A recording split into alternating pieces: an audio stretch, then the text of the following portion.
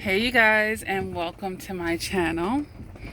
First of all, we got some snow in my area, and I'm telling you guys, it took me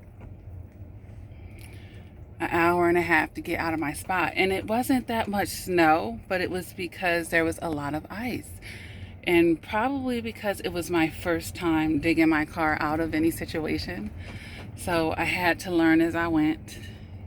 At first, I was just trying to get out like I was driving, but then I realized you got all this space behind you. Clear the snow behind you and just back out and then take your behind out the spot. You know what I'm saying? That would be easier than you trying to make it go the way that you would have normally driven if you didn't have to just back out, you know?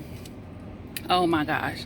I'm not a huge fan of winter, and I know that I've like digressed off the topic of this video, but you know, we're friends here and just having conversation. But anyhow, I finally got out of my spot, and actually I'm gonna tie this in because I almost gave up. There was a time I was digging out this parking spot and I almost gave up, you guys. I was like, I don't know. I'm not used to digging myself out of these parking spaces. This is really hard no matter what I'm doing. It looks like I did it right and it's still not working. I don't know what to do. And I was literally about to give up, but tomorrow I have somewhere really important to go, and I have to be able to have my car out, and I don't want to wait until night when the temperature drops and the ice gets harder. And you know, it's better to do it midday between 12 and 2. You know, it's the warmest and all that good stuff is working on your side. So either way, your girl did it. So I'll put the S on my chest for this, even though I never claim to be a superhuman. You know, I get tired like everybody else. But hey, I figured that situation out, and I'm feeling accomplished. But I was just, you know, meditating while I was doing this, because I'm like, you know, this is my little workout for the day. Shoveling my car out is a little bit of a workout for my day. I will take it. But as I was shoveling, you guys, I was thinking about Valentine's Day pending, and how a lot of times this can be a triggering time for survivors. And I don't want you to go down like that. I want you to go out like that, you guys.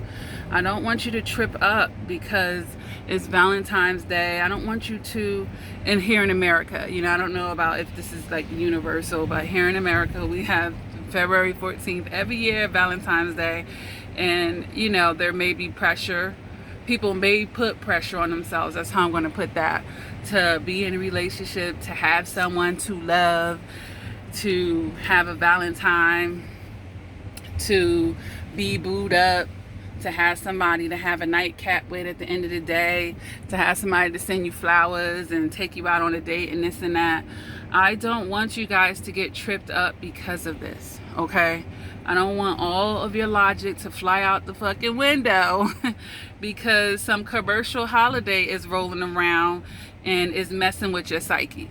We have to intercept those emotions with our logic, you guys. That's what we got to do at that point, okay? That's what we got to do. We're better than that.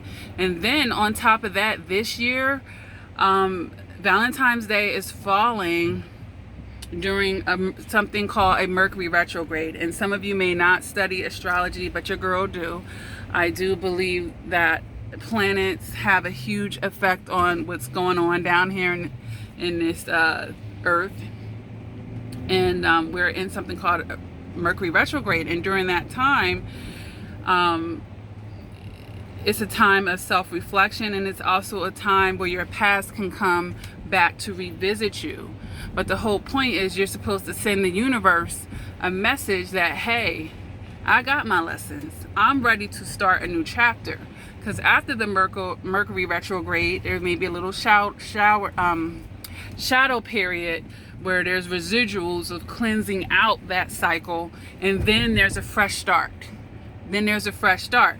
And you want to have the fresh start, not restarting a cycle or repeating a cycle, you guys. So please, please do not let a Valentine's Day get you or make you feel weak to go back to a narcissist and exchange energy with them sexually. I just made a video yesterday about the importance of understanding harnessing your sexual energy and only releasing it in wise manners. Okay, and there's plenty of ways to release it that's non-sexual, as a matter of fact. But watching who you lay down with and who you're exchanging energy with, you guys. So I really wanted to make this video, you guys, as Valentine's Day is pending.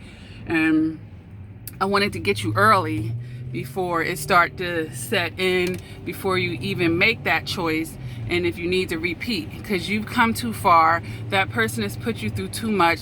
They don't deserve to be your Valentine. And on top of that, on this channel, I teach you guys to be way more open-minded than that, to look outside the box, to see a bigger picture here. Be your own damn Valentine. Take your own self out on a date. Give yourself the stuff you want other people to give you. And you know, a Valentine can expand beyond romantic, you guys. Your children can be your Valentines. Your parents can be your Valentine. Shoot, say this year I'm my own motherfucking Valentine, okay? And you can have more than one. I'm my own, my children. Look, I'm going towards pure love.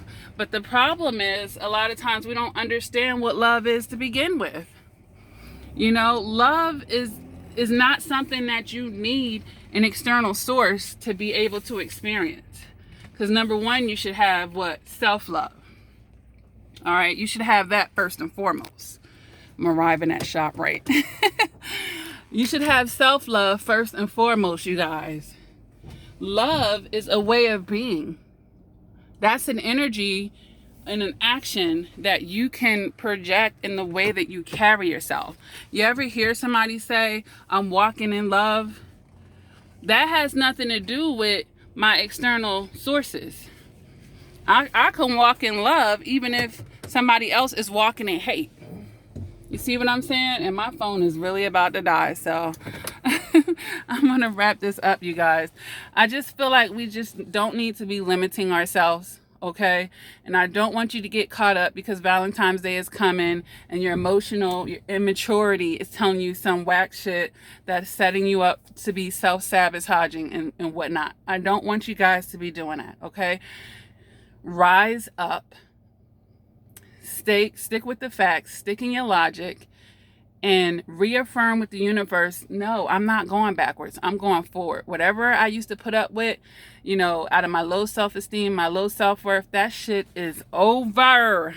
I'm ready to manifest. I'm ready. I deserve that now.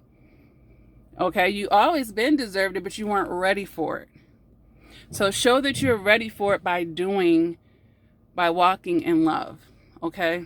Be your own Valentine, okay? And if you're in a situation where you have a healthy relationship, great, enjoy it. But don't go back to a toxic person. Don't go back to a narcissist, you guys. We got to be better than that. We got to be better than that, okay?